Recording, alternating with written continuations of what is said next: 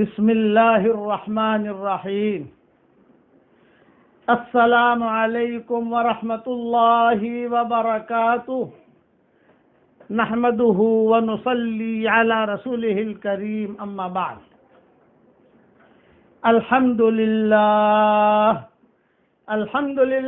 نحمده ونستعینه ونستغفره ونؤمن به ونتوکل علیہ ونعوذ باللہ من شرور انفسنا ومن سیئات اعمالنا ونعوذ باللہ من شرور انفسنا ومن سیئات اعمالنا من يهده الله فلا مضل له ومن يضلله فلا هادي له ونشهد ان لا اله الا الله وحده لا شريك له ونشهد أن سيدنا ومولانا محمدا عبده ورسوله صلى الله عليه وعلى آله وأصحابه وبارك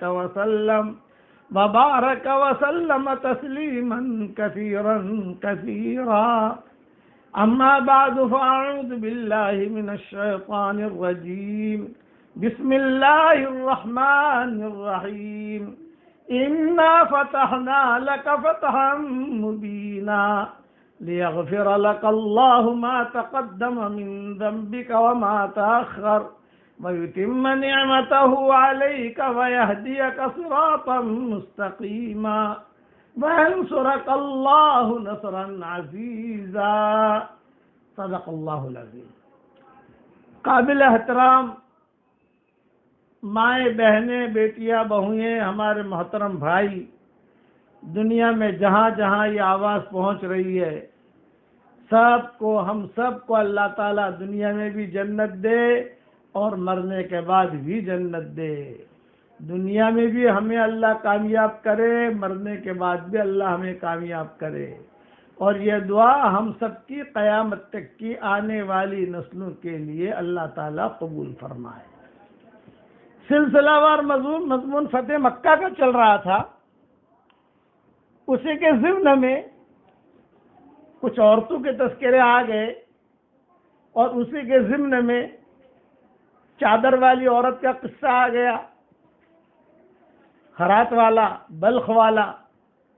اسی کے ضمن میں امام شافعی کا قصہ آ گیا.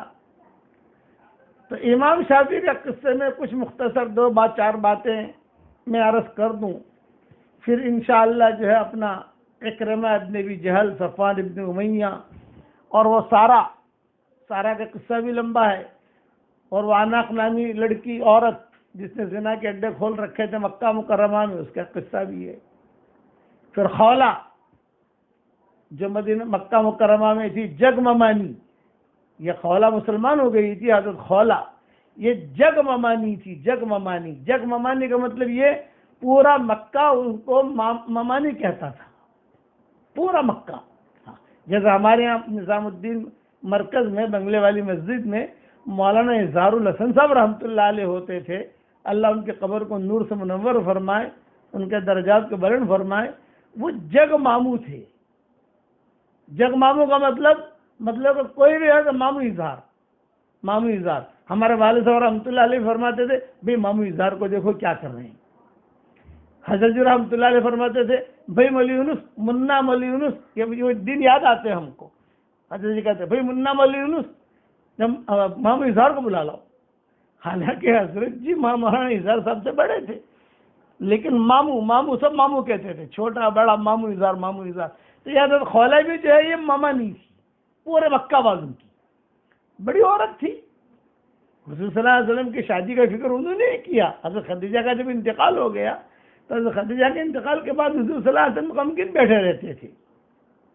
بچیاں ہیں، ابو طالب کا بھی انتقال ہو گیا تو حضور صلی اللہ علیہ وسلم بہت فکر میں بیٹھے رہتے تھے. گھر کا کام بھی کرنا، نبوت تو ملی چکی تھی، حضور صلی اللہ علیہ وسلم کو وحی تو آنی شروع ہو ہی گئی تھی.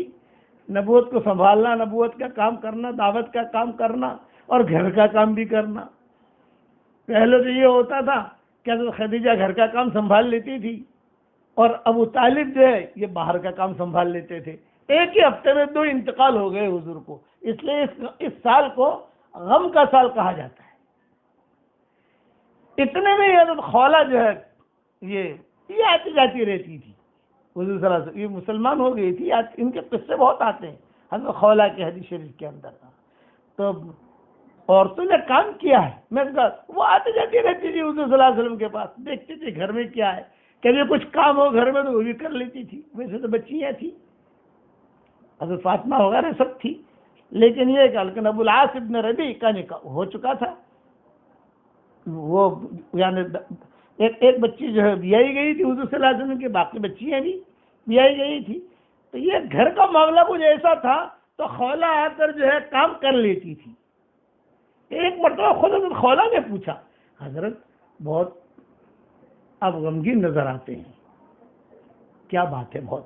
آپ نے فرمایا کہ دیکھو میرے گھر میں کتنا بڑا حادثہ ہو گیا، میری خدیجہ بھی چلی گئی اور میرے چچا جو ہے وہ بھی چلے گئے، اب گھر کا درہم بھرم ہو گیا، اوپر نیچے ہو گیا معاملہ، گھر کا کام بھی مجھے دیکھنا پڑے۔ بعض مورخین نے لکھا ہے کہ حضور صلی اللہ علیہ وسلم خود جو ہے یہ سبزی لینا جانا، یہ کرنا وہ کرنا، گھر کا کام جو وہ حضور خود کرتے تھے، پانی لانا ہو تو پانی لے آنے، کبھی فاطمہ بھی ساتھ دے دیتی تھی، اور نبوت کی ذمہ داری وہ اپنی جگہ۔ تو حضرت خولہ نے خود نے کہا، حضرت اگر آپ کہیں تو آپ کا کہیں رشتہ کرا دوں؟ فسکت رسول اللہ صلی اللہ علیہ وسلم، تھوڑی دیر تو حضور خاموش رہے، لیکن حضور نے خود نے کہا ہاں کرا دوں۔ دیکھو تو حضرت خولہ نے خود نے پوچھا کہ کماری ڈھونڈوں یا شوہر دیکھے ہوئے ڈھونڈوں، سیبہ ڈھونڈوں؟ آپ کے زبان سے جملہ نکلا دونوں ڈھونڈو، کہ دونوں ڈھونڈو۔ حضرت خولہ کہتے ہیں بھئی یہ بات ہو گئی، اور بات ہو کر باہر نکلی، جہاں باہر نکلی تو حضرت سودا کھڑی تھی، سودا پیغام لے کر آئی ہوں، یہ حضرت خولہ پیغام لے کر آئی، پیغام۔ تو حضرت سودا نے کہا کہ کس کے ساتھ؟ کہ حضور صلی اللہ علیہ وسلم کے ساتھ۔ او ماشاء اللہ ماشاء اللہ ماشاء اللہ، بہت اچھا ہے، ضرور ضرور ضرور، بہت خوش ہو گئی حضرت سودا، روایت بہت خوش ہو گئی، اتنا اچھا پیغام کہاں سے آئے گا؟ اور یہ مسلمان بھی ہو چکی تھی حضرت سودا، تو چنا اور بیوہ بھی ہو گئی تھی یا مطلقہ ہو گئی تھی، ان کے شوہر کا جو پرانے شوہر تھے ان کے قصے میں مورخین نے لکھے ہیں، لیکن چونکہ میں اپنی مضمون تو جتنا پھیلا اتنا پھیلتا جاتا ہے، ابھی تو امام شافعی کا قصہ مجھے پورا کرنا ہے۔ چنانچہ کتابوں میں لکھا ہے حضرت سودا، تو حضرت سودا نے جب تیار ہو گئی، لیکن دیکھ خولہ اگر بات میرا نکاح کرانا ہے حضور صلی اللہ علیہ وسلم کے ساتھ، وہ بڑے میاں بیٹھے ہیں، حضرت سودا کے والد وہ بیٹھے ہیں حقہ بقہ لے کر، اس زمانے میں حقہ حرم کے سامنے وہ بیٹھے رہتے تھے، کعبے کے سامنے حقہ پیتے رہتے تھے، کعبے کو دیکھتے رہتے تھے، قلعے بچڑی عبادت تھی نہیں، تم جاؤ تو ان سے بات کرو، وہ اگر تیار ہو جائے تو میں تو تیار ہی ہوں۔ تو حضرت خولہ جو ہے وہ گئی، جب روانہ ہونے لگی تو روایت وہی ہے کہ حضرت سودا نے کہا خولہ خولہ خولہ خولہ خولہ، یہاں یہاں یہاں دیکھو میرے ابا کو جو ہے اسلام کا سلام مت کرنا، السلام علیکم ورحمۃ اللہ وبرکاتہ یہ مت کہنا، ان کو چیڑے یہ سلام سے، ان کو تو زمانے جاہلیت کا سلام کرنا۔ تو حضرت خولہ نے پوچھا زمانے جاہلیت کا سلام کیا؟ یہ کہا گڈ مارننگ، یہ کہا انعم صباحا، انعم صباحا کا مطلب گڈ مارننگ، کہ گڈ مارننگ جو ہے زمانے جاہلیت کا سلام ہے، یہ سلام کہنا، اور تم جا کر بات کرو۔ اب حضرت سودا، بعض کتابوں میں لکھا ہے کہ حضرت سودا جو ہے وہی کھڑی کھڑی دیکھ رہی ہے کہ گھر میں کیا ہو رہا ہے۔ ایک آدمی کو فطری خوشی ہوتی ہے، پر پوتے کی بھی شادی ہو اور پر دادا بھی بیٹھا ہو اس نکاح کی مجلس میں، تو پر دادا کی بھی خواہش ہی ہو کہ یار میری بھی مجلس ہوتی تو اچھا تھا۔ یہ چیز ہے اسی ہمارے مولانا یونس پونا والے رحمۃ اللہ علیہ ہوتے تھے، ماشاء اللہ وہ مذاق مذاق میں دین سمجھا دیتے تھے، وہ خود اپنا قصہ بیان کرتے تھے، اللہ ان کے قبر کو نور سے منور فرمائے۔ وہ فرماتے تھے کہ پہلے عروج نہیں تھا دعوت کے کام کا، میرے پاس بھی پیسے نہیں ہوتے تھے. مولانا یونس پناہ والے خود قصہ سناتے تھے اپنا کہ میں جو ہے بسوں میں یہاں سے یہاں 17 بس میں جاتا تھا، لائن لگا کر بس میں کھڑا رہتا تھا اور پہنچتا تھا، لوگوں کو جو ہے وہاں جا کر تشکیل کرتا تھا، تشکیل کر کے جماعتیں نکالتا تھا. کبھی یہ احمد نگر چلا گیا، کبھی مالیگاؤں چلا گیا. شروع کا دور تو لوگوں نے دیکھا نہیں ہے، بعد کا دور تو سب نے دیکھا ہے کہ کاریں ہیں، کھانا ہے، ہدیے ہیں. تو مولانا خود سناتے تھے کہ میں جو ہے اپنا جھولا لیا اور میرے والد صاحب مجھے خود سناتے تھے. یہ راج آئل مل ہے نا، میرے والد صاحب کہتے تھے کہ راج آئل مل، تو راج آئل مل کے سامنے بس اسٹینڈ ہے. اب ہے کہ نہیں مجھے پتا نہیں، اب ہے کہ نہیں بس اسٹینڈ ہے. تو ابا مجھے سناتے تھے بیٹا یہ بس اسٹینڈ یاد رکھنا. یہ ابا مجھے خود کہتے تھے یہ بس اسٹینڈ یاد رکھنا. میں نے کہا کیوں ابا؟ یہ کہا جب شروع میں کوئی ہمارا بھاؤ نہیں پوچھتا تھا تو میں یہاں تمہاری والدہ جو ہے مجھے روٹی اور روٹی میں انڈا بنا کر ڈال کر دے دیتی تھی، اور میں یہاں آتا تھا، کھڑا رہتا تھا بس کا. اور 124 نمبر کی بس چلتی تھی اس وقت کہا تھا مجھے، اب پتہ نہیں 124 نمبر کی چلتی ہے کہ نہیں چلتی. 124 نمبر کی بس چلتی تھی، میں انتظار میں رہتا تھا کہ 124 نمبر کی بس آئے، میں اس میں بیٹھوں اور میں اس میں سفر کروں. اور پھر میں جو ہے وہی روٹی لے کر، ایک صابن والے ہوتے تھے حاجی آدم صابن والے، ہم دونوں کی جوڑی ہوتی تھی، وہ جو ہے اپنی روٹی کباب لے کر آ جاتے تھے، میں میری روٹی اور انڈا لے کر آ جاتا تھا.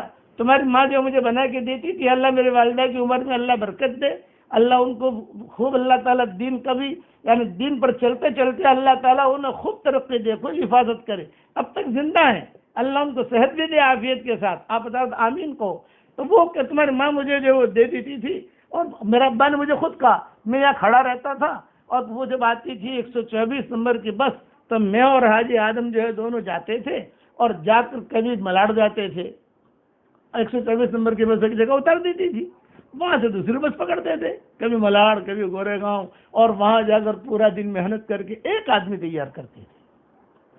یہ دادا نے مجھے کہا ایک آدمی، یہ بس اسٹینڈ یاد رکھنا.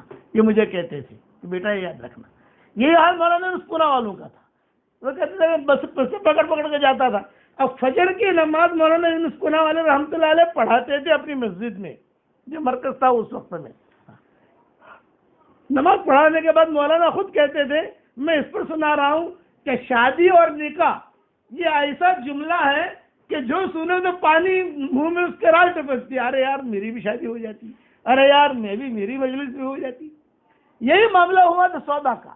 چونکہ اگر خولا نے بات رکھی نا، تو سودا کو پتہ چل گیا کہ میرا پیغام آیا ہے، تو سودا جو ہے وہ سیٹنگ یعنی ترتیب بنانے لگی کہ یہ پیغام رد نہ ہو، ریجیکٹ نہ ہو، کینسل نہ ہو. اس پر میں یونس پناہ والوں کا قصہ سنا رہا ہوں. تو فرماتے تھے کہ میں فجر کی نماز پڑھا کے بیٹھوں تو سب سے پہلے مصلی پر نظر ڈالوں. 15-20 مصلی ہوتے تھے ہمارے پکے، لیکن اس کے علاوہ کوئی آ گیا تو مجھے ٹینشن ہوتا تھا یار یہ نیا چہرہ کون سا ہے، یہ نیا چہرہ کون سا ہے. وہ کیا کچھ لوگ ہوتے تھے، کوئی احمد نگر سے آ گیا، کوئی ستارہ سے آ گیا، کوئی مالیگاؤں سے آ گیا، کوئی دھلیا سے آ گیا مشورے کے لیے.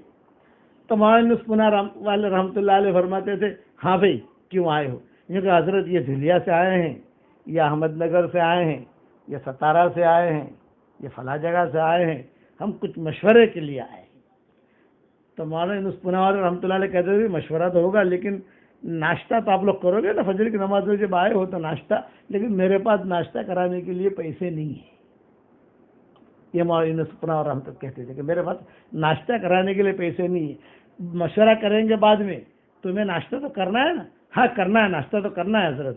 یہ کہا وہ بڑے میاں جو بیٹھے ہیں نا سامنے ایک بڑے میاں بیٹھے رہتے تھے، ان کے پاس چلے جاؤ اور ان سے جا کر میں جیسا کہوں ویسا کہو، تمہارا ناشتہ ہو جائے گا. تو فرمایا وہ لوگ کہتے اچھا بتائے تو کیا کہیں؟ یہ کہا پہلے جا کر سلام کرنا، السلام علیکم چچا. تو غصے میں جواب دیں گے وعلیکم السلام، جیسے بوڑھوں کی عادت ہوتی ہے وعلیکم السلام. تم گھبرانا مت، وہ قرآن پڑھ رہے ہیں نا تو سلام کرنا تم، اور جا کر کہا السلام علیکم چچا، وہ کہیں گے وعلیکم السلام. تو تم بالکل ٹینشن مت لینا، کیوں آئے ہو وہ پوچھیں گے، وہ قرآن شریف بند کریں گے پھر پوچھیں گے کیوں آئے ہو. یہ کہا چچا ہم نے یہ سنا ہے کہ آپ کی بیوی کا انتقال ہو گیا ہے اور آپ کو جو ہے نکاح کی اور شادی کی ضرورت ہے، یہ احمد نگر سے آئے ہیں، وہاں بھی یہ خاتون ہے ماشاءاللہ، مالدار بھی ہے، صحت بھی اچھی ہے۔ یہ مالیگاؤں سے آئے ہیں تو وہاں ایک عالمہ ہے ماشاءاللہ، اور یہ جو ہے دھولیا سے آئے ہیں، وہاں ماشاءاللہ ایک رئیس خاندان کی بیوہ ہے، اور یہ بھائی آئے ہیں فلاں جگہ سے تو ایک مطلقہ ہے۔ تو ہم اس لیے آئے کہ بھی جو ہے آپ کا کسی جگہ ہم نکاح کرا دیں۔ تو بڑے میاں کیا کہتے ہیں، خاموش رہے خاموش رہے خاموش رہے، ابھی جو ہے اشراق کا وقت ہوگا، اپن اشراق پڑھیں گے، باہر جا کر ناشتہ کریں گے، پھر بات کریں گے۔ تو مولانا یونس پناور رحمۃ اللہ علیہ کہتے ہیں، میں ان کو بولا تھا ناشتے کا انتظام ہو گیا نا؟ ہو گیا تھا، بس ناشتہ کر لو پھر میرے پاس آنا۔ اب باہر جانے کے بعد جو ہے بڑے میاں ناشتہ کراتے ہیں، مسجد میں تو شادی بیاہ کی بات کرنا ٹھیک نہیں ہے، تو باہر جا کر ارے بھائی پاولا ہو گیا، انڈا بھی لانا، ارے بھلے ملائی بھی لانا۔ اب وہ شادی کی خوشی میں، شادی ہو یا نہ ہو لیکن خوشی خوشی میں یہ بھی لا، ہاں بتاؤ کیا ہے کیا نہیں، وہ کہتے اپنا یہ ہے یہ ہے یہ ہے وہ ہے، اور بات جمی نہیں۔ پھر جو ہے یہ مولانا یونس پناور رحمۃ اللہ علیہ کے پاس آتے، یہ کہتے کہ بھئی حضرت ہم نے تو یہ کیا، ہمارا ناشتہ تو ہو گیا الحمدللہ، اب بتاؤ کیا مشورہ کرنا ہے، یہ ہے یہ مولانا یونس صاحب جواب دیتے تھے۔ 3-4 دن کے بعد بڑے میاں مولانا یونس صاحب کے پاس آئے، یہ کہا ارے یونس روزانہ فجر کی نماز کے بعد کہ میرا رشتہ لے کر آتا ہے، مجھ سے ناشتہ کر جاتا ہے، پیسہ خرچ کر جاتا ہے، میں اچھا خاصا ناشتہ کراتا ہوں شادی کی خوشی میں کہ کہیں میرے نکاح ہو جائے گا، لیکن کوئی شادی تو کراتا نہیں ہے۔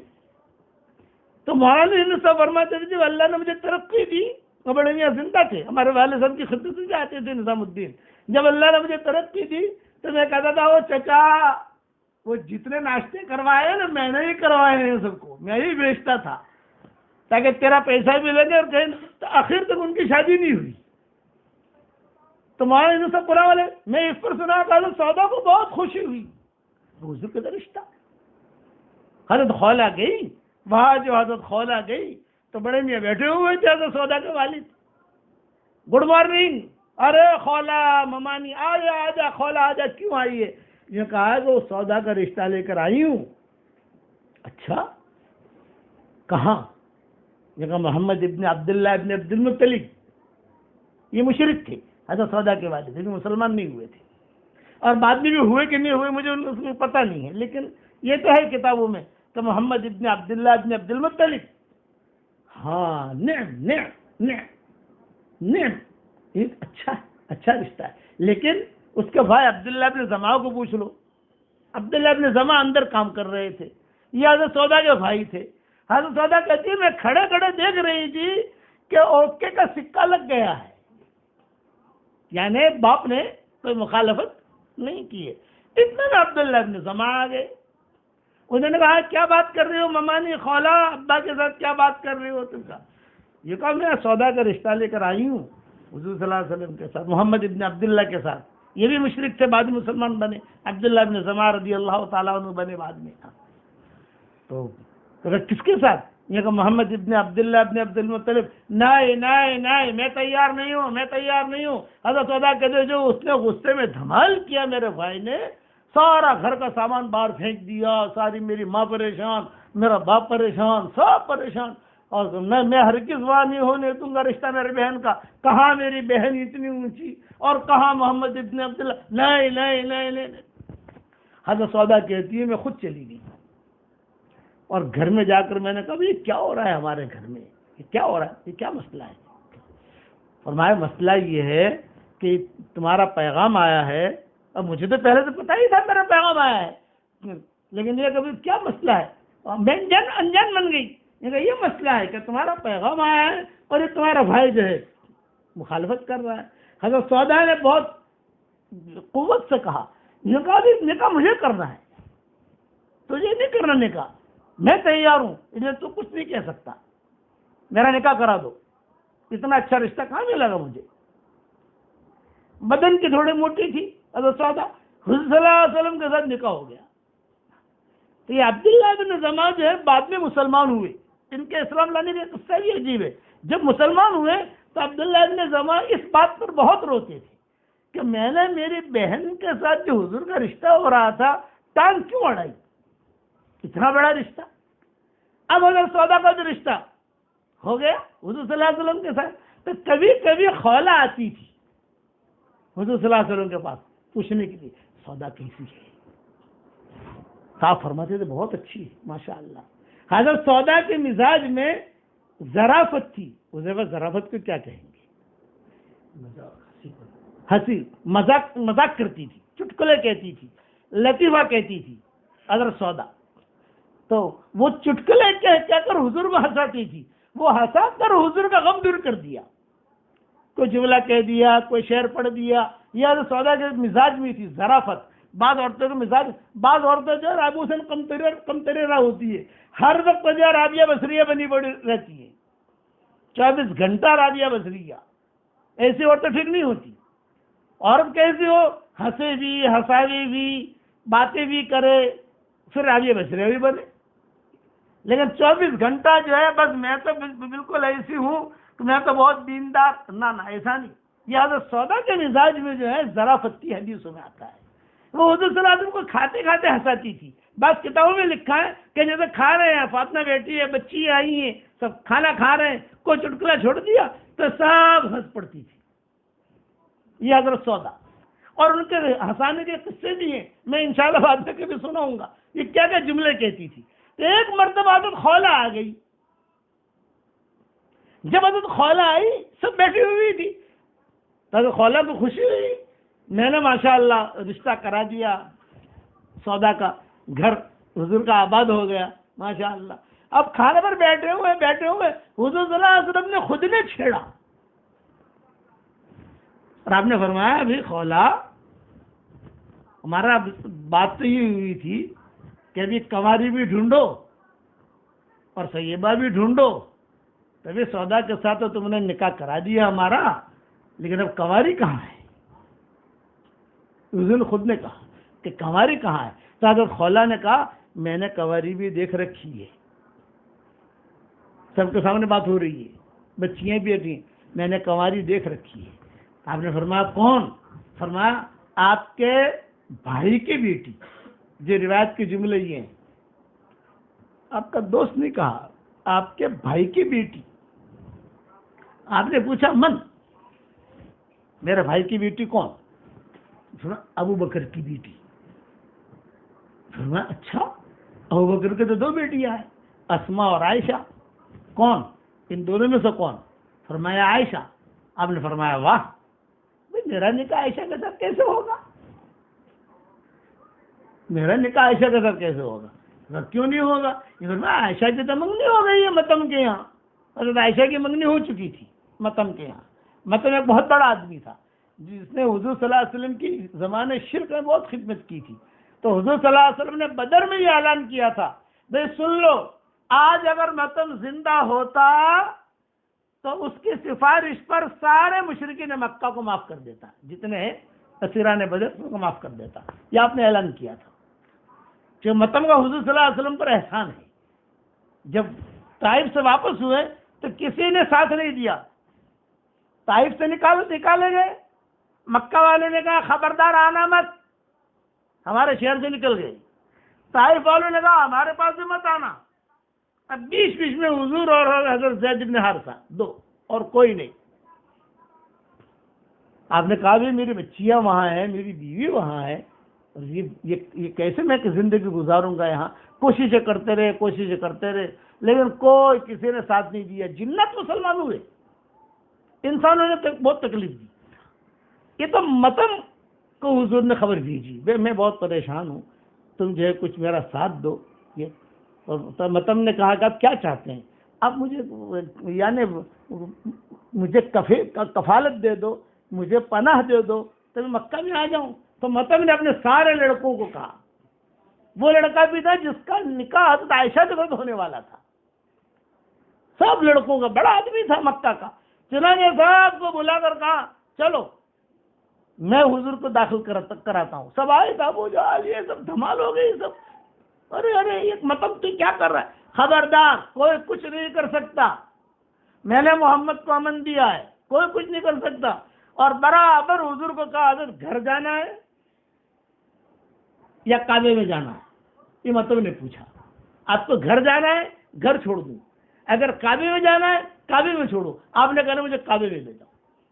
چنانچہ حضور صلی اللہ علیہ وسلم نے طواف کیا۔ یہ متن جو ہے تلوار لے کر بیٹھا رہا اور اپنے بچوں سے کہا کوئی تکلیف نہیں دے، میں نے امن دیا ہے۔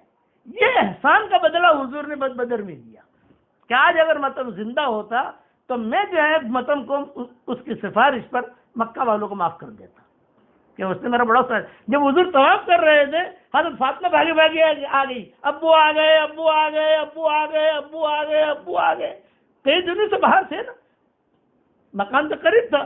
ارے بھائی ابو آ گئے تو سودا بھی آ گئی، یہ بھی آ گئے، ارے آ گئے آ گئے آ گئے آ گئے، لیکن کیسے آئے تھے کسی کو پتا نہیں۔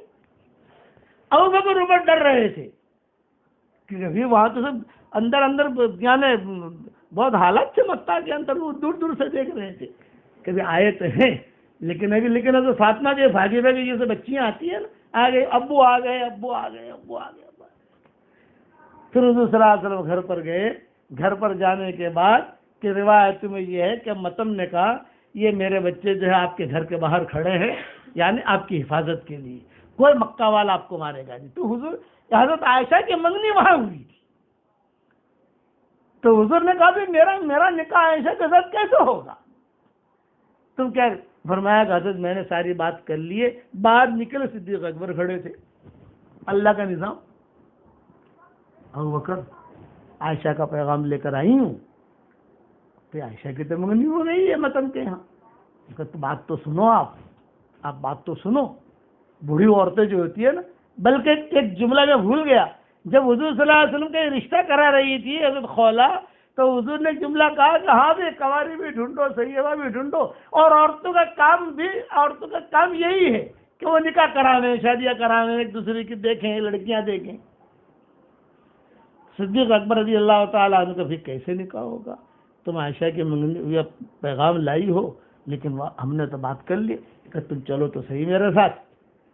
اب یہ خولا اور صدیق اکبر یہ متن کے یہاں گئے۔ متن بیٹھے ہوئے اپنا کھجورے کھا رہے تھے، بوڑھے لوگ جو ہوتے ہیں وہ۔ اچھا خولا ممانی کیسا آنا ہوا؟ آؤ بیٹھو بیٹھو بیٹھو بیٹھو۔ یہ کہا وہ عائشہ کے سلسلے میں آئے ہیں کہ بھی منگنی ہو گئی ہے تو ہم چاہتے ہیں کہ بھی نکاح کی تاریخ بھی طے ہو جائے۔ متن نے کہا بیگم، اس کی بیوی کو بلایا۔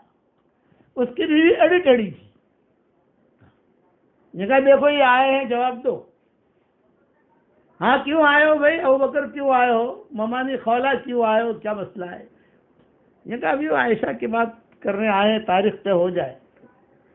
تو اس کی بیوی نے کہا کہ دیکھو بھائی ہمیں خبر ملی ہے کہ ابو بکر بگڑ گئے ہیں، ان کی بیٹی عائشہ بھی بگڑ گئی ہے، اور خولا تو بھی بگڑ گئی ہے، اس لیے ہم نہیں چاہتے کہ بھی ہمارے بیٹے کے ساتھ عائشہ کا کوئی مسئلہ آئے کہ نکاح ہو، کیونکہ وہ آئے گی تو پھر وہی محمد کی بات کرے گی یہاں آ کر، وہی قرآن کی بات کرے گی یہاں آ کر، اس لیے ہم جو ہے نہیں چاہتے۔ تو میرا ارادہ نہیں ہے، یہ ماں نے کہا، متن کی بیوی نے کہا۔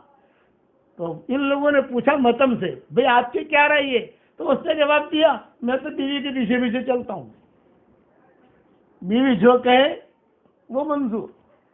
یہ خولا نے کہا الحمدللہ، جاؤ الحمدللہ کہہ کر یہ آ کر حضور کے ساتھ جوڑ دیا۔ یہ قصہ ہے پورا حضرت خولا کا۔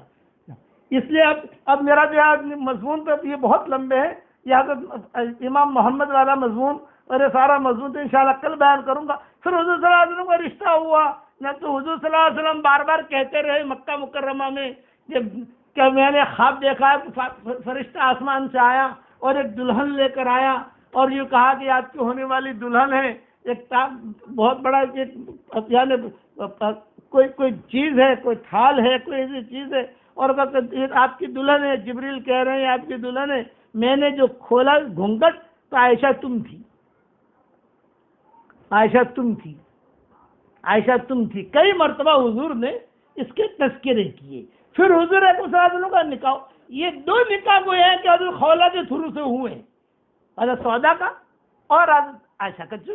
اب مجھے حضرت سودا کے بھی دو چار قصے سنانے ہیں کہ وہ اب کیا ہنساتی تھی۔ اسی لیے مورخین نے لکھا ہے ان کے مزاج میں ظرافت تھی، تو حضور صلی اللہ علیہ وسلم کا جتنا غم تھا وہ غم جو ہے حضرت سودا کے آتے ہی ختم ہو گیا.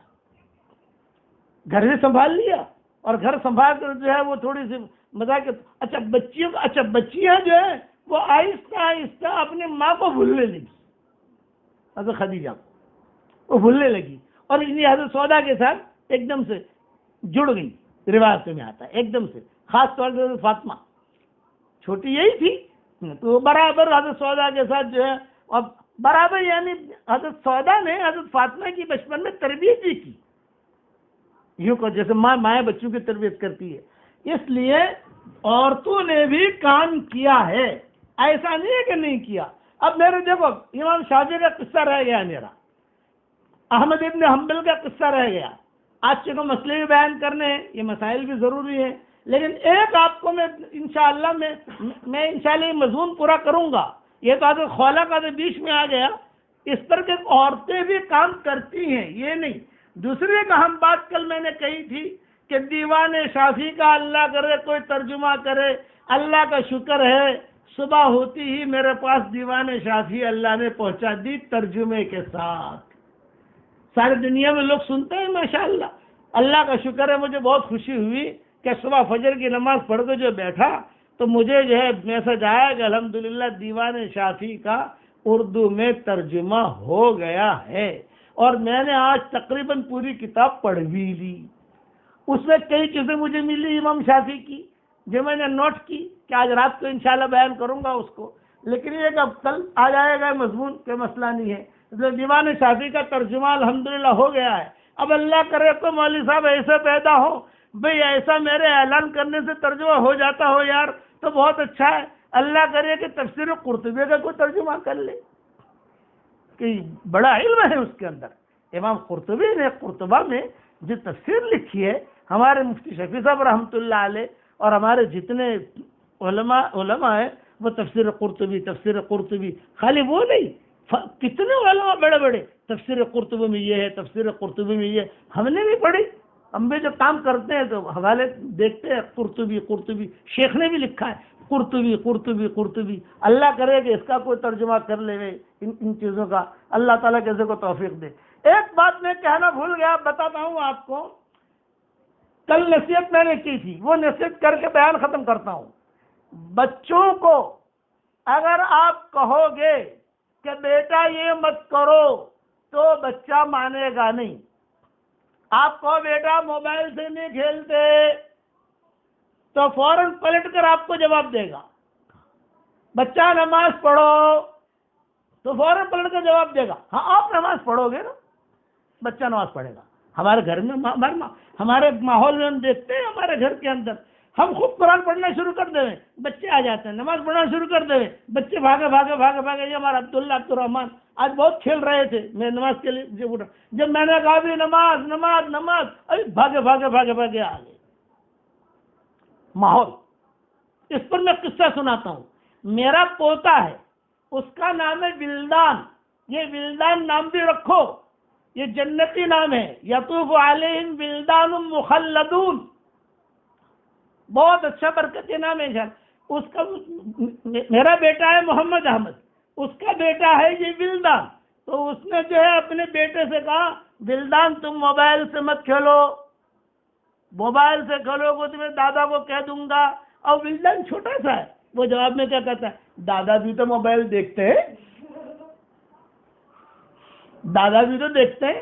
اس کو کیا پتا، دادا تو سبق بھیجتا ہے، دادا تو درس قرآن بھیجتا ہے، دادا تو دوسرے کام کرتا ہے دین کے. لیکن اس نے یہ جواب دیا کہ دادا بھی تو بھیجتے ہیں. اس کا مطلب کیا ہوا؟ مطلب کہ بچہ جو ہے تقریر سے نہیں مانے گا، آپ کے عمل سے مانے گا. بچوں کو قابو میں کرنا اس وقت میں ضروری ہے، اور اس کا آسان طریقہ یہ گھر میں دینی ماحول بناؤ. یہ راتیں چل رہی ہیں مغفرت کا عشرہ، کچھ دنوں کے بعد یہ بھی ختم ہو جائے گا. تو بس یہ دین پر آپ خود ٹی وی دیکھو گے اور بچوں کو ایک ٹی وی نہیں جو ہوا وہ کہے گا تو ٹی وی جو ہے تمہیں تو بابا جو ٹی وی. آپ خود گانا سن رہے ہیں، بچہ دیکھ رہا ہے کہ ابا گانا سن رہے ہیں، تو اب گانا وانا نہیں سننے کا، جو کہ مولانا نے منع کیا، موسیقی نہیں سننے کا، اب وہ کہتا ہے کہ خام کا باپ منع کرتا ہے، مجھ تو خود تو کرتا ہے۔ اس لیے علماء اور فقہا نے لکھا ہے کہ اپنے گھر میں دینی ماحول بنانا ہے، خود دیندار بنو، ماں باپ دیندار بنیں گے تو اولاد دیندار بنے گی۔ ماں باپ جو ہے صرف تقریر کرنے سے اولاد دیندار نہیں بنتی، یہ ذہن میں رکھو۔ اسی لیے امام شافعی کا امام احمد ابن حنبل کا قصہ میں کل پورا کروں گا انشاءاللہ، یہ قصہ کہ امام شافعی کی بچیاں تھیں، احمد ابن حنبل کی بچیاں تھیں۔ اب یہ تو مجھے معلوم، بیٹے تو تھے امام احمد ابن حنبل کے، امام مالک کی بیٹیاں تھیں، تو گھر کے اندر وہ ماحول بناتے تھے۔ میرے والد صاحب رحمۃ اللہ علیہ فرماتے تھے، بیٹا گھر میں دین کا ماحول بناؤ، دین کا ماحول بناؤ، دین کا ماحول بناؤ۔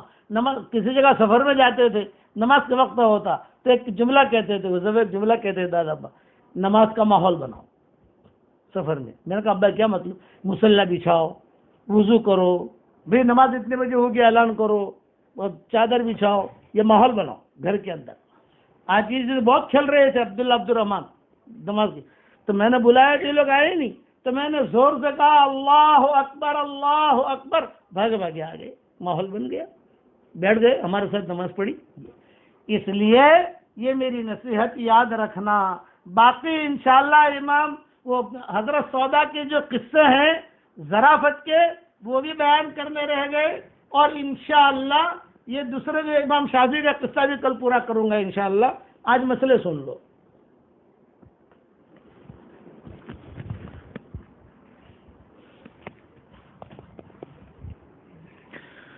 بسم اللہ الرحمن الرحیم۔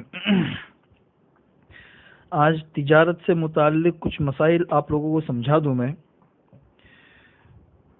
تجارت کے اندر جو چیز ہم بیچتے ہیں، ایک تو کوئی چیز بیچی جاتی ہے، دوسری کوئی چیز خریدی جاتی ہے۔ تو جو چیزیں بیچی جاتی ہے تو اس سلسلے میں کون سی چیز بیچنا جائز ہے اور کون سی چیز بیچنا جائز نہیں ہے، تو تین باتیں اس میں دھیان میں رکھیں۔ سب سے پہلی بات تو یہ ہے کہ جو چیز شرعی اعتبار سے جائز ہے اور حلال ہے اس کو بیچنا جائز ہے، جو چیز حرام ہے اس کو بیچنا جائز نہیں ہے۔ یہ سب سے پہلی چیز۔ چنانچہ شیئر مارکیٹ سے جن کمپنیوں کے شیئر خریدے جاتے ہیں تو اس میں یہ چیز دیکھی جاتی ہے کہ وہ کون سی کمپنی کے شیئر ہیں۔ اگر بینک کے شیئر ہے یا انشورنس کے ہے یا اس کے علاوہ کوئی حرام جیسے شراب کے ہے تو ایسی کمپنیوں کے شیئر خریدنا جائز نہیں ہے، اس لیے کہ یہ ساری کی ساری چیزیں اسلام میں حرام ہیں۔ دوسری چیز یہ ہے کہ جو چیز بیچی جا رہی ہے وہ موجود ہونی چاہیے، موجود۔ اگر ایک چیز موجود ہی نہیں ہے تو اس کو بیچنا جائز نہیں ہے، اس لیے کہ ایک چیز موجود نہیں ہے تو اسے انسان بیچے گا کیوں، اور بیچے گا تو اس میں سامنے والے کو دے گا کیسے، اس میں بہت بڑا دھوکہ ہے۔ اس وجہ سے جو چیز معدوم ہو یعنی ابھی اس کا وجود نہیں ہے تو اس کو بیچنا بھی جائز نہیں ہے۔ چنانچہ اسی کے ضمن میں یہ مسئلہ سمجھ لیجئے کہ بعض کمپنیاں جو شیئر مارکیٹ کے اندر شیئر خریدتے ہیں تو بعض کمپنیاں ایسی بھی ہوتی ہے کہ ابھی وہ وجود میں ہی نہیں آئی، ان کا وجود ہی نہیں ہوا، اور ان کے شیئر جو ہے نا وہ مارکیٹ کے اندر لسٹڈ ہو جاتے ہیں، بیچے جاتے ہیں۔ بھئی وہ کمپنی وجود میں ہی نہیں آئی ہے تو پھر اس کے شیئر کیسے بیچے جا رہے ہیں؟ تو ایسی کمپنیوں کے شیئر خریدنا جائز نہیں ہے، اس لیے کہ ابھی اس کمپنی کا وجود ہی نہیں ہوا ہے۔ اس کی اور بھی بہت ساری مثالیں ہو سکتی ہے، لیکن جو چیز موجود نہیں ہے اس کو بیچنا جائز نہیں ہے، یہ تو ایک عام اصول ہے، لیکن اس کے اندر سے کچھ مسائل مستثنا ہیں۔ وہ مسائل جو ہے نا وہ استثناء اور سلم کی شکل میں آتے ہیں فقہ کے اندر، جس کی میں آپ کو ایک مثال دوں۔ آج کل مارکیٹ کے اندر اس طریقے سے ہوتا ہے کہ آپ کے پاس میں کوئی چیز آرڈر آیا، مثلا آپ کتابوں کا کام کر رہے، کتاب کا کسی چیز کا آرڈر آیا، جوتوں کا کام کرتے ہیں، جوتوں کا آپ کے پاس میں آرڈر آیا، جوتے آپ کے پاس میں نہیں ہیں، جہاں بنتے ہیں، جہاں سے آپ جس کارخانے کے اندر آپ بنواتے ہو، آپ نے سامنے والے کو آرڈر دے دیا کہ بھئی مجھے 1000 جوتے چاہیے یا 1000 کتابیں چاہیے، تو یہاں پہ معاملہ طے ہو جاتا ہے بیع و شراء کا۔ سامنے والے کو آپ نے کتابوں کا یا جوتوں کا یا کسی بھی چیز کا آرڈر دے دیا، یہ چیز ابھی موجود نہیں ہے، یہ چیز بنے گی کارخانے کے اندر اور بننے کے بعد پھر آپ کو بھیجی جائے گی، لیکن بننے سے پہلے ہی اس کا سودا ہو جاتا ہے۔ تو یہ چونکہ اس کا عرف ہے، رواج ہے، اور کارخانے کے اندر آرڈر دینے کے بعد پھر وہ چیز بن جاتی ہے، تو اس کے عرف اور رواج کی وجہ سے پہلے سے اس طریقے سے آرڈر دینا اور بیع و شراء کا معاملہ کر لینا، اس کو فقہ کے اندر جائز قرار دیا گیا ہے۔ یہ استثناء اور سلم کی ایک شکل آتی ہے۔ اسی کے ضمن کے اندر یہ مسئلہ بھی دیکھیے کہ آج ایک بلڈنگ بن رہی ہے، ابھی بلڈنگ کا کوئی وجود نہیں ہے، بلڈر جو ہے وہ اس بلڈنگ کے فلیٹ بیچتا ہے، لوگ اسے خرید لیتے ہیں، بھئی پہلے منزلے پر ہمارا فلیٹ، 15ویں منزلے پر ہمارا فلیٹ، اس کا پہلے سے ہی سودا ہو جاتا ہے، ابھی وہ وجود میں ہی نہیں آیا اور اس کو بیچا جاتا ہے۔ تو چونکہ اس کا عرف اور رواج ہے، تو اس عرف اور رواج کی وجہ سے بننے سے پہلے ہی یہ فلیٹ خریدنا جائز ہے، لیکن یعنی ڈائریکٹ بلڈر سے، لیکن بلڈر سے کسی شخص نے اس طرح کا معاملہ کر لیا، اب وہ شخص کسی اور کو نہیں بیچ سکتا ہے، اس لیے کہ پہلا سودا تو جائز ہو گیا، دوسرا سودا جائز نہیں ہوگا۔ آپ نے کسی بلڈر سے کسی بلڈنگ کے اندر کوئی فلیٹ خریدا اور بلڈنگ ابھی بنی نہیں ہے، تو آپ کا بلڈر کا یہ معاملہ تو درست ہے، یہ استثناء کی شکل میں آئے گا، لیکن آپ جو ہے اسی فلیٹ کو زیادہ بھاؤ کر کے کسی اور کے ہاتھ فروخت کرنا چاہے تو آپ کے لیے جائز نہیں ہے، اس لیے کہ آپ کے لیے بیع معدوم سمجھی جائے گی، اور جو چیز معدوم ہو اس کی خرید و فروخت جائز نہیں ہے۔ تیسری چیز ہے کہ ایک چیز جائز بھی ہے، حلال بھی ہے، اور وہ چیز موجود بھی ہے لیکن آپ کے قبضے میں نہیں ہے، تو قبضے میں آنے سے پہلے بھی کسی چیز کو بیچنا جائز نہیں ہے۔ پہلے آپ اس کو اپنے قبضے میں لو، قبضے میں لینے کے بعد پھر آپ اس کو بیچو، کیونکہ قبضے میں آنے سے پہلے ہی اگر خرید و فروخت کا معاملہ ہو گیا، آپ نے بیچ دیا، سامنے والے نے خرید لیا، پیمنٹ دے دیا، اب ہو سکتا ہے آپ کے قبضے میں آنے سے پہلے پہلے وہ چیز ضائع ہو جائے، وہ چیز خراب ہو جائے، تو ظاہر سی بات ہے کہ آپ کے اور آپ نے جس کو بیچا ہے ان کے درمیان ایک نزاع ہو سکتا ہے، جھگڑا ہو سکتا ہے۔ سامنے والا انسان کہے گا کہ میں نے تو آپ کو پیمنٹ کر دیا ہے، اب آپ مجھے ڈیلیوری کرو، آپ کہیں گے بھائی چیز ضائع ہو گئی، تو بھائی ضائع ہونے سے پہلے آپ نے کیسے پیسے لے لیا؟ تو اس لیے شریعت نے ان دونوں کے درمیان کوئی جھگڑا نہ ہو تو جھگڑے سے بچانے کے لیے اصول مقرر کیا ہے کہ کوئی چیز پہلے آپ اپنے قبضے میں کرو، پھر اس کے بعد آپ اس کو بیچو، قبضے میں آنے سے پہلے بیچنا جائز نہیں ہے۔ اس کے ضمن کے اندر بہت سے مسئلے آتے ہیں۔ ایک مسئلہ تو یہ آتا ہے کہ جیسے آج کل بہت سے لوگ دوسری جگہوں سے مال منگواتے ہیں، جیسے چائنا سے مال منگواتے ہیں یا دوسرے شہر سے مال منگواتے ہیں، تو اس میں ہوتا یہ ہے کہ آپ نے کوئی چیز منگوائی اور آپ نے اس کا پیمنٹ بھی سامنے والے کو کر دیا، لیکن ابھی وہ چیز آپ کے قبضے میں نہیں آئی ہے، آپ کے پاس نہیں آئی ہے، آپ کے پاس آنے سے پہلے ہی لوگ جو ہے نا اس کو مارکیٹ میں بیچ بھی دیتے ہیں۔ 1,00,000 کی چیز 1,10,000 روپے کے اندر بیچ دی اور پیسہ بھی لے لیا، تو وہ چیز جائز ہے کہ نہیں؟ تو اس کی تفصیل میں آپ لوگوں کو سمجھا دوں کہ اس کی دو شکلیں ہوتی ہے۔ ایک شکل تو یہ ہے کہ آپ نے جیسے چائنا سے کوئی چیز خریدی، اب جس کمپنی سے آپ نے وہ چیز خریدی ہے، اگر وہ کمپنی آپ تک مال پہنچانے کی ذمہ دار ہے، بیچ میں اگر کچھ بھی نقصان ہوا تو وہ رزق سامنے والے کی کمپنی کا ہے، تو اس کا مطلب یہ ہے کہ آپ کے پاس آنے سے پہلے پہلے آپ کا قبضہ نہیں ہوا ہے۔ ایسی چیز جب تک آپ کے قبضے میں نہ آ جائے اس وقت تک اس کو بیچنا جائز نہیں ہے۔ دوسری شکل یہ ہے کہ آپ کا کوئی بندہ چائنا کے اندر بیٹھا ہوا ہے جو آپ کی طرف سے اس مال کو لے رہا ہے اور پھر شپنگ وغیرہ کے ذریعے آپ کو بھیج رہا ہے، بیچ میں جو بھی نقصان ہوگا تو اس کا رزق آپ کے اوپر ہے، تو آپ کا وہ جو بندہ ہے وہ آپ کی طرف سے وکیل ہے، اور وکیل کا جو قبضہ ہے وہ جس نے وکیل بنایا ہے اس کا ہی سمجھا جاتا ہے۔ جیسا آپ نے کسی کو کہا کہ بھئی مجھے موبائل کی ضرورت ہے، مارکیٹ سے تم لے کر آ جاؤ، تو جس کو آپ نے بھیجا ہے وہ آپ کی طرف سے وکیل ہے، اس نے موبائل پر قبضہ کر لیا، یہ سمجھا جائے گا جیسے کہ آپ نے موبائل پر قبضہ کر لیا ہے۔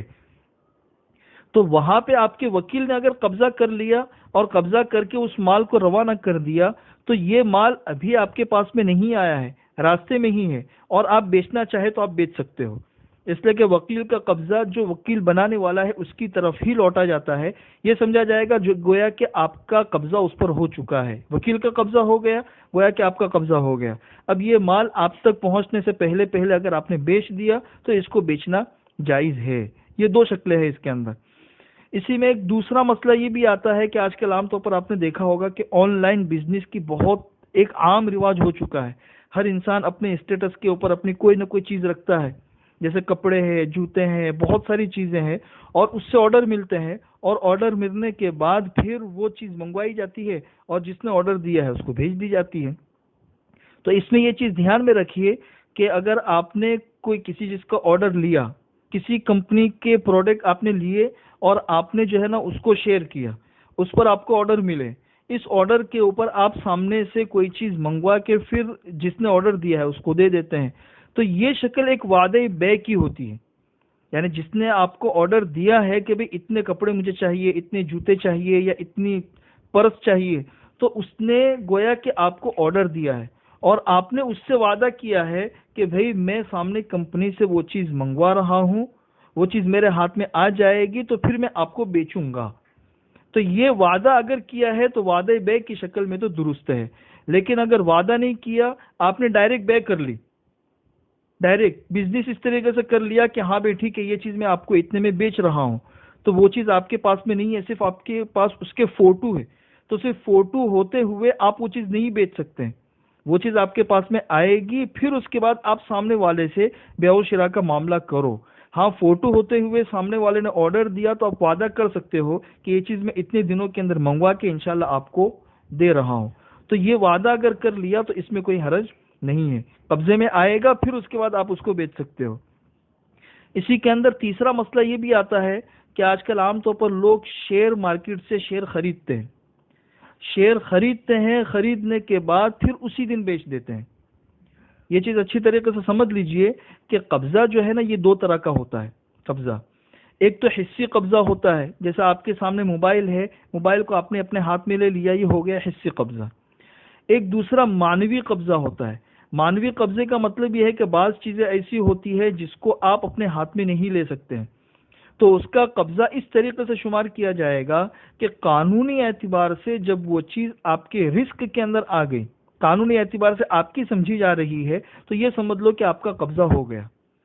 شیئر آپ نے خریدا تو شیئر خریدنے کے بعد وہ شیئر آپ کے ہاتھ میں نہیں آتے ہیں بلکہ وہ آپ کے نام پہ ٹرانسفر ہوتے ہیں. اب قانونی اعتبار سے وہ شیئر آپ کا سمجھا جاتا ہے، تو جب قانونی اعتبار سے وہ چیز آپ کی ہو جائے تو یہ سمجھ لو کہ آپ کا قبضہ ہو گیا. اب یہ شیئر جو خریدے جاتے ہیں تو خریدنے کے بعد اس کو بیچنا کب جائز ہوگا، اس شیئر کا قبضہ کب سمجھا جائے گا؟ ظاہری اعتبار سے تو یہ لگتا ہے کہ انسان نے شیئر خریدا، اسی وقت میں وہ شیئر اس کے نام پر ہو جاتا ہے اور اس کا رزق بھی بظاہر اسی سے متعلق ہو جاتا ہے، اس لیے اسی وقت میں اس شیئر کو بیچنا جائز ہونا چاہیے. بظاہر ایسا لگتا ہے، لیکن حقیقت یہ ہے کہ شیئر خریدنے کے بعد نام پر تو اس وقت ہو جاتا ہے، لیکن اس شیئر کی ڈیلیوری 2 دن کے بعد ہوتی ہے اور اس شیئر کی قیمت دینا بھی 2 دن کے بعد ہی ضروری ہوتا ہے. 2 دن سے پہلے نہ سامنے والا ڈیلیور کرتا ہے اور نہ یہاں سے پیمنٹ کرنا ضروری ہوتا ہے. اس لیے جب 2 دن کے بعد پیسوں کا لین دین بھی ہو جائے تو اس کے بعد پھر آپ بیچ سکتے ہو. یعنی 2-3 دن کے بعد جب وہ مکمل آپ کے قبضے میں آ گیا سرکاری اعتبار سے بھی، اور آپ نے اس وقت میں پیمنٹ کر دیا اور سامنے والے نے اس کو آپ کو ڈیلیور کر دیا، اس کے بعد آپ اس کو بیچ سکتے ہو. یہ شیئر کے حساب سے ہے. چوتھا آخری مسئلہ آپ کو وہ سمجھا دوں کہ آپ نے کوئی فلیٹ خریدا ہے کسی بلڈنگ میں، وہ فلیٹ جو ہے نا وہ بن چکا ہے لیکن ابھی آپ کے قبضے میں نہیں آیا ہے. تو قبضے کی یہ تیسری شکل آپ سمجھ لو کہ جو چیزیں قبضے میں نہیں آ سکتی، جیسے دکان ہے یا زمینیں ہیں، تو اس کا قبضہ یہ ہوتا ہے کہ وہ چیز اور اس کا رزق آپ کے ساتھ منسلک ہو جائے. اس لیے اگر وہ فلیٹ بن چکا ہے، بلڈر نے کہہ دیا ہے کہ بھئی یہ چیز آپ کی ہے، تو چونکہ اس کو آپ اپنے ہاتھ میں تو نہیں لے سکتے ہیں، بس اس کا رزق آپ سے متعلق ہو چکا ہے، تو رزق آپ کے ذمے آنے کے بعد اگر آپ اس کو بیچنا چاہو تو آپ اس کو بیچ سکتے ہو. اس لیے کہ یہ بھی معنوی قبضہ سمجھا جائے گا. بس یہ 3 چیزیں تھی. تجارت سے متعلق اور بھی کچھ مسائل تھے، وہ انشاءاللہ آپ لوگوں کے سامنے کل بتا دیے جائیں گے۔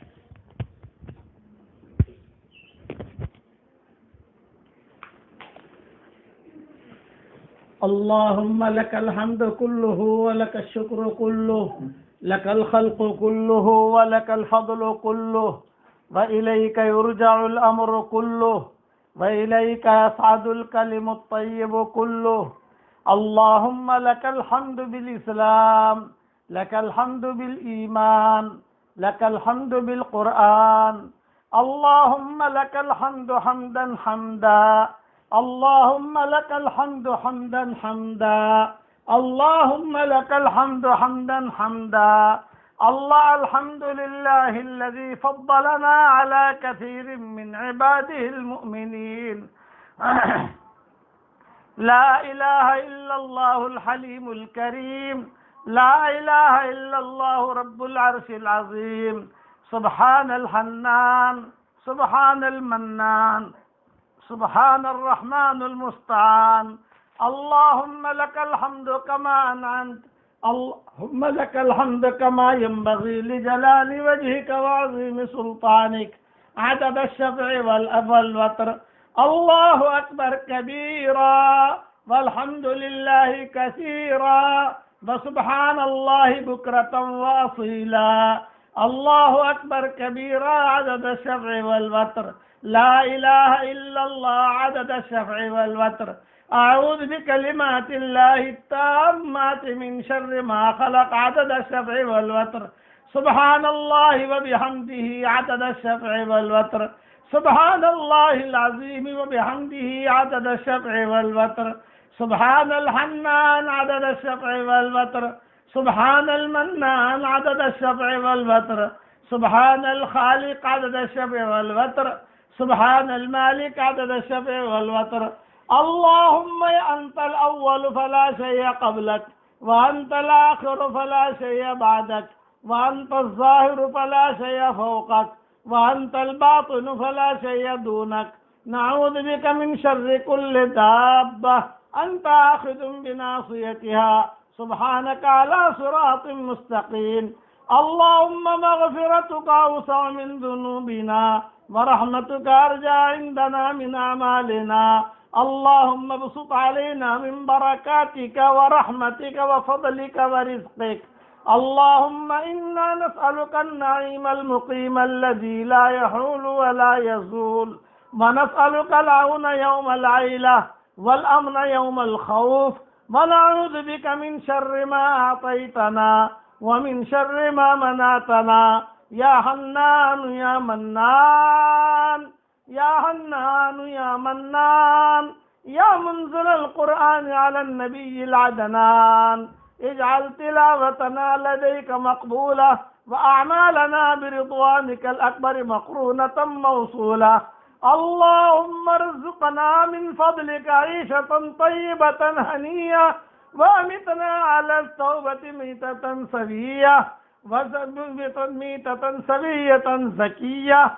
اللهم ارزقنا من فضلك عيشة طيبة هنية، وأمتنا على التوبة ميتة سوية زكية، واجعل أنفسنا عند الرجوع إليك راضية مرضية برحمتك يا أرحم الراحمين.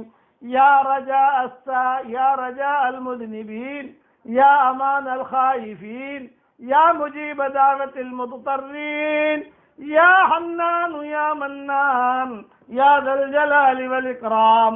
اللهم آت نفوسنا تقواها وزكها أنت خير من زكاها، أنت وليها ومولاها. اے اللہ ہمارے گناہوں کو معاف فرما. اے اللہ یہ مغفرت کا عشرہ چلتا ہے، اے اللہ یہ مغفرت کا عشرہ چل رہا ہے. ہمیں وہ بدبخت انسان مت بنانا کہ رمضان کا مہینہ گزر جائے اور ہمارے گناہ معاف نہ کیے جائیں.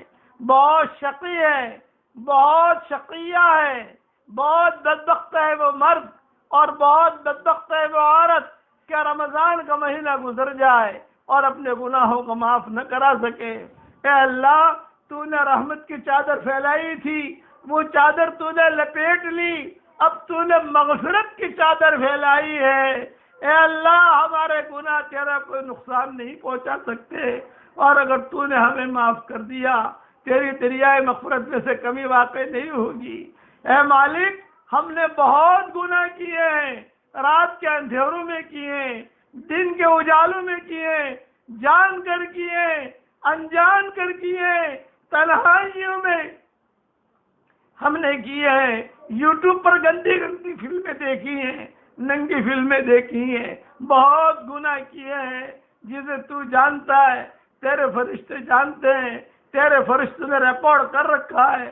اے اللہ آج کی اس رات میں تو ہم سب کو معاف فرما دے، آج کی اس رات میں ہم سب کو معاف فرما دے، اے اللہ ہمیں محروم نہ فرما، اے اللہ ہمارے گناہوں سے تیرا کوئی نقصان نہیں ہوگا، اے اللہ صرف تیرے رحمت کا اور مغفرت کا ایک قطرہ ہمارے لیے کافی ہے، ایک قطرہ کافی ہے۔ تیرے دروازے پر 100 کا قاتل آیا، تو نے معاف کر دیا، بدکار عورت آئی، تو نے معاف کر دیا، مجنون آیا، تو نے معاف کر دیا۔ امام شافعی کے زمانے میں ایک مجنون آیا تھا، امام شافعی اسے دیکھا کرتے تھے اور رویا کرتے تھے کہ ہے تو مجنون لیکن کس طریقے سے اللہ سے یہ باتیں کرتا ہے، تو نے معاف کر دیا۔ اے مولا کریم آج اس مبارک رات میں تو ہم سب کو معاف فرما دے۔ اے اللہ یہ امت بہت پریشان ہے، پوری انسانیت پریشان ہے۔ اے اللہ یہ بیماری جو آپ کی طرف سے آئی ہے، اے اللہ اس بیماری کو آپ ہی اٹھا سکتے ہیں، پوری انسانیت پر کرم کا رحم کا معاملہ فرما، اس انسانیت کی اس بیماری سے نجات دے دے۔ اے اللہ تیرے نبی نے کہا ہے الخلق عیال اللہ، ساری مخلوق اللہ کا کنبہ ہے۔ اے اللہ اس کنبے کی پوری پوری تو حفاظت فرما۔ اے اللہ کسی زمانے میں قارون ہوتا تھا، کسی زمانے میں فرعون ہوتا تھا، وہ بچوں کو قتل کرتا تھا۔ آج کے فرعون اور آج کے قارون تو ان سے کئی گنا زیادہ آگے بڑھ گئے۔ اے مولا کریم آج یہ امت کا مرد بھی پریشان، امت کی عورتیں بھی پریشان، چھوٹے بھی پریشان، بڑے بھی پریشان۔ اے اللہ ان قارونوں سے تو اس امت کو نجات دے دے۔ حسبنا اللہ و نعم الوکیل، حسبنا اللہ و نعم الوکیل۔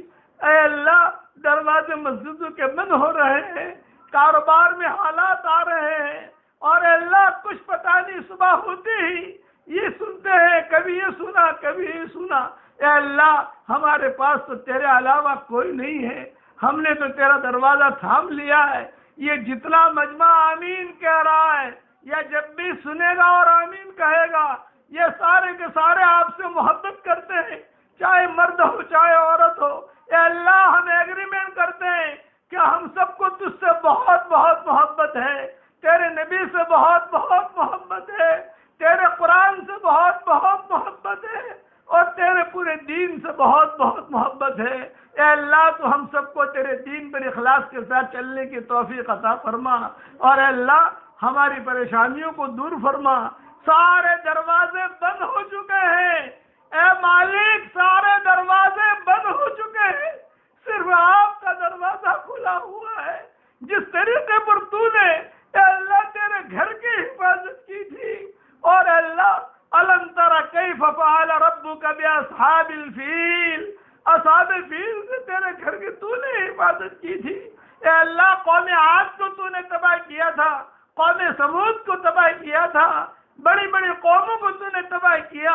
اے اللہ آج کے قارون اور فرعون، حامان اور شداد اگر ہدایت ان کے مقدر میں ہو تو خالد ابن ولید کی طرح انہیں ہدایت دے دے، اور حضرت عمر کی طرح انہیں ہدایت دے دے، اور اکرمہ ابن ابی جہل کی طرح ہدایت دے دے، اور سارا کی طرح ہدایت دے دے، سارا کی طرح ہدایت دے دے، اور اس طریقے پر اے اللہ جتنے بھی ہیں صفوان ابن امیہ کی طرح ہدایت دے دے، نظر کرم ڈال دے۔ ہم نہیں چاہتے کہ ہمارے برادران وطن جہنم میں جلیں، ہم نہیں چاہتے کہ ہمارے برادران وطن جہنم میں انگاروں میں جلیں اور جہنم کے پہاڑوں پر انہیں لٹائے جائے، ہم نہیں چاہتے۔ ہم تو چاہتے ہیں کہ ایک ایک مرد ایک ایک عورت جس دنیا میں ہے ان سب کو تو ایمان دے، اور ایمان دے کر تو سب کو جنت میں داخلہ مقدر فرمائے، ہماری تمنا تو یہ ہے۔ لیکن اے اللہ تو نے قرآن میں بار بار کہا ہے اللہ یجتبی الیہ من یشاء ویہدی الیہ من ینیب، تو جن چھانٹتا ہے اور جو انابت کرتا ہے تو اس کو دے دیتا ہے، جو انابت نہیں کرتا تو اسے نہیں دیتا۔ اے اللہ رحمت کی ہوائیں چلا دے، مغفرت کی ہوائیں چلا دے، اور اے اللہ ہدایت کی ہوائیں چلا دے، ہدایت کی ہوائیں چلا دے، امن اور سکون کی ہوائیں چلا دے۔ اے اللہ دنیا کو سکون کا سانس دلا دے، دنیا کو سکون کا سانس دلا دے۔ اے اللہ جتنے بھی قارون اور فرعون اور حامان ہیں ان کی ہدایت کے صراط میں فیصلے فرما، اور اگر تیرے یہاں یہ لکھا ہوا ہے، لوح و قلم میں تیرے یہاں یہ لکھا ہوا ہے، لوح محفوظ میں تیرے لیے یہ لکھا ہے کہ ان کے لیے ہدایت مقدر میں نہیں ہے، تو اے اللہ یسوع سے اپنی زمینوں کو پاک فرما دے۔ جیسے فرعون کو تو نے غرق کیا، قوم عاد کو تو نے ختم کیا، اور قارون کو تو نے دھسا دیا، اور اے اللہ اللہم سلط علیہم کلبا من کلابک، اللہم سلط علیہم کلبا من کلابک، اللہم سلط علیہم کلبا من کلابک وللہ جنود السماوات والارض۔ تیرے لشکر بہت ہیں، تیرے لشکر بہت ہیں، اندھیروں کو اندھیروں سے ٹکرا دے۔ اے اللہ قارون کو حامان سے ٹکرا دے، اور حامان کو شداد سے ٹکرا دے۔ اے اللہ ہمارے پاس تو تیرے دروازے کے علاوہ کوئی دروازہ نہیں ہے۔ اے اللہ ہم جب سنتے ہیں کہ حضرت محمد صلی اللہ علیہ وسلم کے بارے میں کوئی کچھ کہتا ہے، ہمیں رات رات بھر نیند نہیں آتی۔ ہم نے کتابوں میں پڑھا ہے کہ مسلمان تجھ سے دعا مانگ سکتے ہیں، ہم کیا کر سکتے ہیں؟ ہمارے پاس کچھ نہیں ہے، ہمارے پاس صرف تیرا دروازہ ہے، اور تو بہت بڑا ہے۔ اسی لیے ہم کہتے ہیں حسبنا اللہ و نعم الوکیل، نعم المولا و نعم النصیر۔ اے اللہ حضرت محمد صلی اللہ علیہ وسلم کی سنتوں کو دنیا میں عام فرما، آپ صلی اللہ علیہ وسلم کے دین کو دنیا میں عام فرما۔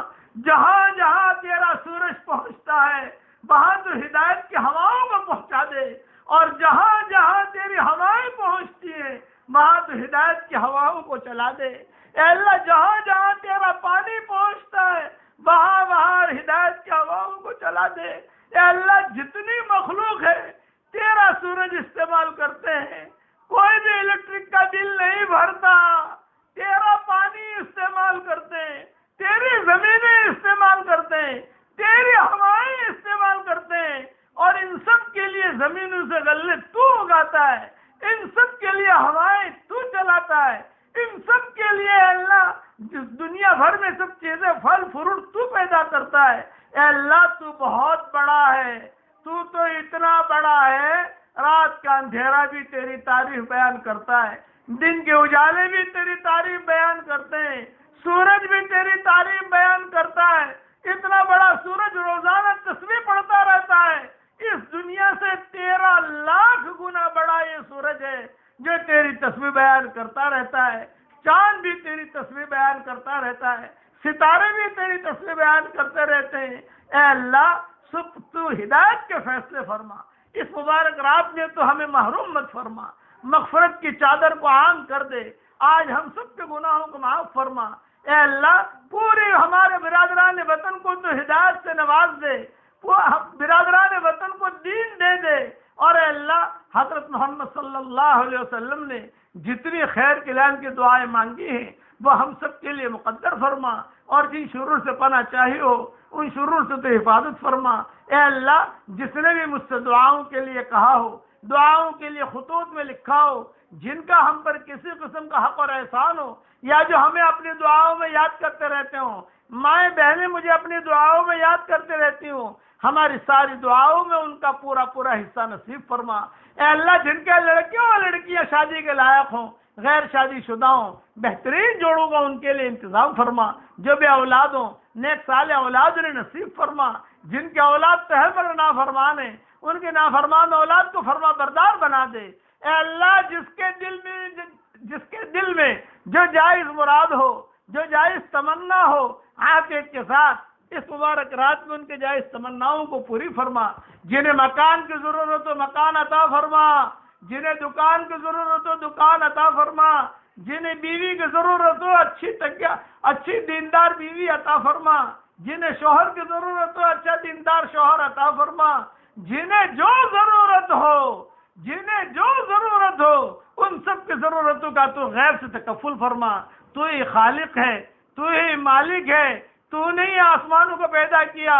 اے اللہ یہ ہندوستان بھی تیرا ہے، امریکہ بھی تیرا ہے، ساری زمینوں کا مالک تو ہے، تیرے علاوہ کوئی نہیں۔ جتنی بلڈنگ ہے وہ سب کا مالک تو اکیلا ہے، تیرے علاوہ کوئی مالک نہیں ہے۔ کعبہ بھی تیرا، حرم بھی تیرا، ہل بھی تیرا، اور سمندر بھی تیرے، سمندر کے اندر کے خزانے بھی تیرے، آسمانوں میں جو خزانے ہیں وہ بھی تیرے، اور ساتویں آسمان پر جو بہت بڑا سمندر ہے اس میں جو خزانے بھرے ہوئے ہیں وہ بھی تیرے، ساری دنیا کا سونا بھی تیرا، چاندی بھی تیرا، ہیرے جواہرات بھی تیرے، سب کا تو مالک ہے، سب کا تو خالق ہے۔